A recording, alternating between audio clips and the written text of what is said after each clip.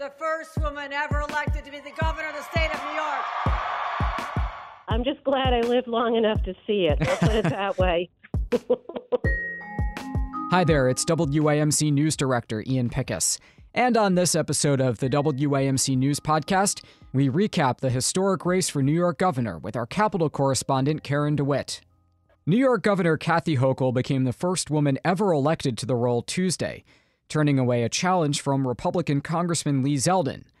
The race was one of the closest in the Empire State in recent history, but in the end, Democrats extended their 20-year statewide winning streak. Karen DeWitt was at Hochul's victory party in Manhattan and joins us now. Hi, Karen. Hey, Ian. So after all that, Kathy Hochul did hold on and win the race. How did she do it? That's right. The party was a little bit slow to get going, but it did gain momentum. It took a really long time for them to call the race.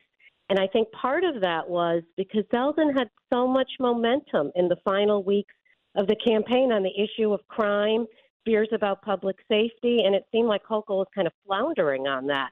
And, Zeldin did have all that momentum. He also had a lot of last-minute money from super PACs, including about $11 million from Ron Lauder, the conservative cosmetics heir in New York City. But I'm thinking now with the results, maybe his momentum started a little too early because Hochul did have time to react. And she called in the big guns. President Biden, he came 3 times to New York in recent weeks. Both of the Clintons, Bill and Hillary Clinton, Vice President Kamala Harris, and they emphasized what she had been emphasizing in the beginning of her campaign, which is abortion rights, and talking about Zeldin being an election denier, at least on January 6, 2021, when he voted to decertify the 2020 elections, though now he does, admit that Biden won. And also she played up his associations with former President Donald Trump, who is not popular in New York. So I think she had some time in the final days to make her closing argument and make her points. What did she say to her supporters who were gathered for the party? That she's making history, or maybe we should say herstory, but she feels like, she's really got to get to work, and she seemed, kind of humbled by it, which is kind of, her demeanor. And I think that's why she gets underestimated. She's not a typical New York politician. Coming from Buffalo, and I know because I was born in Buffalo, Buffalo in some ways is more like the Midwest than Eastern New York or New York City, and people just have kind of more of a low-key demeanor. And I think part of that also, being the first female, who was running for this role, I think that she was underestimated the whole time. Have you had a chance to stop and think about how much has changed in New York State politics in the past year and a half? I mean, if you asked at the start of 2021 what we'd be talking about just after the midterm elections, we'd be breaking down probably Andrew Cuomo's third reelection campaign. It's hard to take in. I don't feel like I've processed the last 2 years, honestly, with COVID and everything else going on. But yeah, what name was not mentioned? Andrew Cuomo. He really had no role in this election at all, and partly because he took himself out of it. I mean, he kind of tested the waters thinking maybe he could run, but I think it was a little too soon after resigning just, last August. The other thing that was interesting, Ian, when I was surveying the crowd, it was just a different crowd of Democrats. Yeah, I thought, wow, I don't even know a lot of these faces. It's not the same people who were there with, when I started out with Mario Cuomo, Andrew Cuomo's father, who was governor, and with Andrew Cuomo, it was really kind of a new crowd. I mean, there were some people I noticed. Liz Holtzman was there, the former Brooklyn congresswoman and DA, and, a couple of people like that. But it was definitely a different crowd.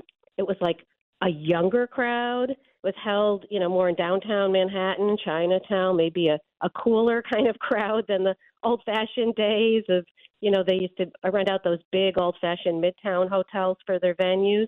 So, it does seem like things are definitely changing, and it's a new cast of characters now in New York State government.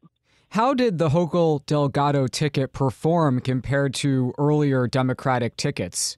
Yeah, no comparison. And also the Republicans in those cases didn't really run as good of campaigns as Lee Zeldin did, frankly. I mean, Zeldin was in New York City every day trying to capture part of that vote that in the past the Republicans just kind of conceded to the Democrats.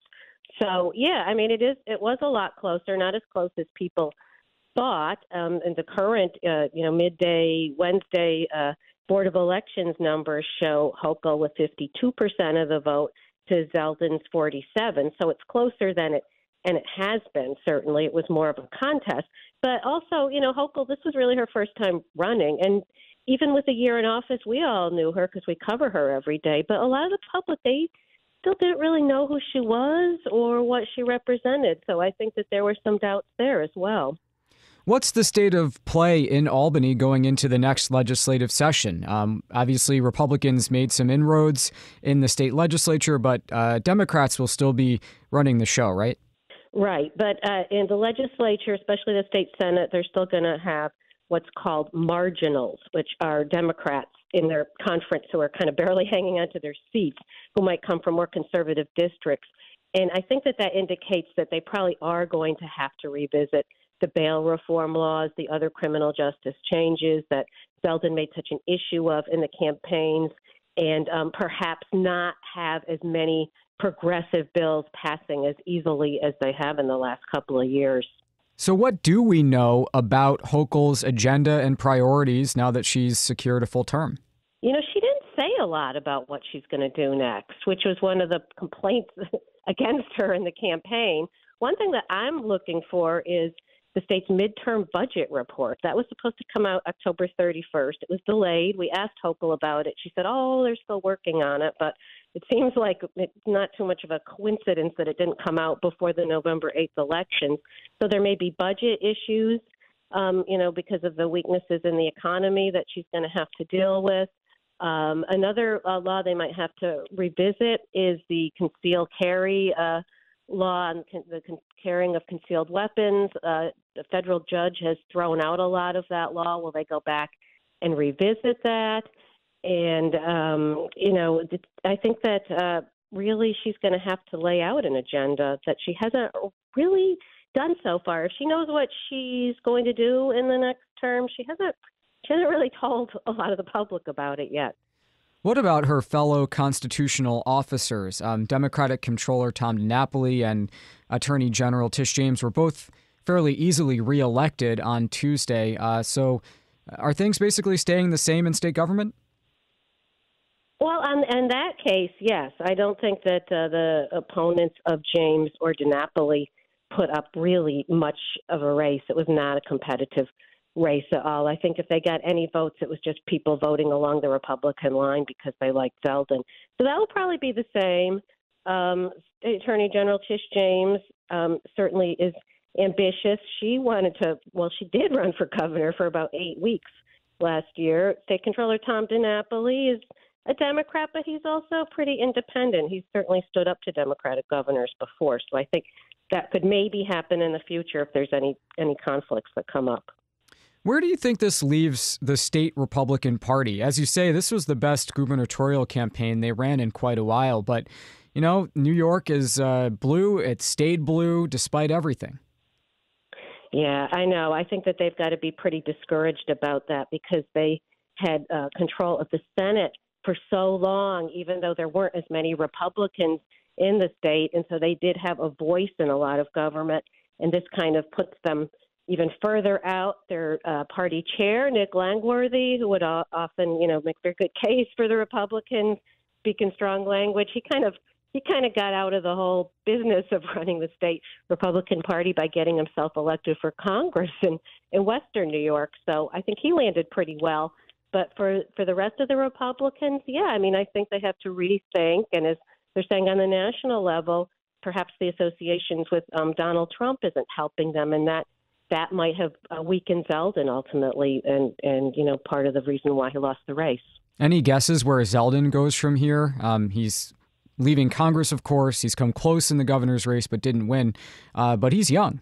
Yeah, no, I thought about that. And he's got 2 teenage daughters, presumably going to be going to college. You need money for that.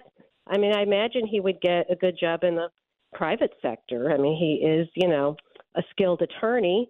And he'll probably have to do something, to make money for a while and, reevaluate. He did come closer than, any Republican has since George Pataki's successful win, an upset victory back in 1994. So I don't think we've heard the last of him. That's for sure. Okay, one more thing, and you probably won't like this, but you are a trailblazing woman in the press corps that covers state government. What is the meaning of New York having elected its first female governor to you? Okay, well, I'm just glad I lived long enough to see it. I'll put it that way. That's our Capitol correspondent, Karen DeWitt, speaking to us from New York City, where Governor Kathy Hochul has won a full 4-year term. The Democrat becomes the first elected woman governor of New York State. Karen, thanks for speaking with us, and thanks for all your hard work. You're welcome. All right, that does it for this episode of the WAMC News Podcast. Thanks so much for listening. Until next time, I'm Ian Pickus.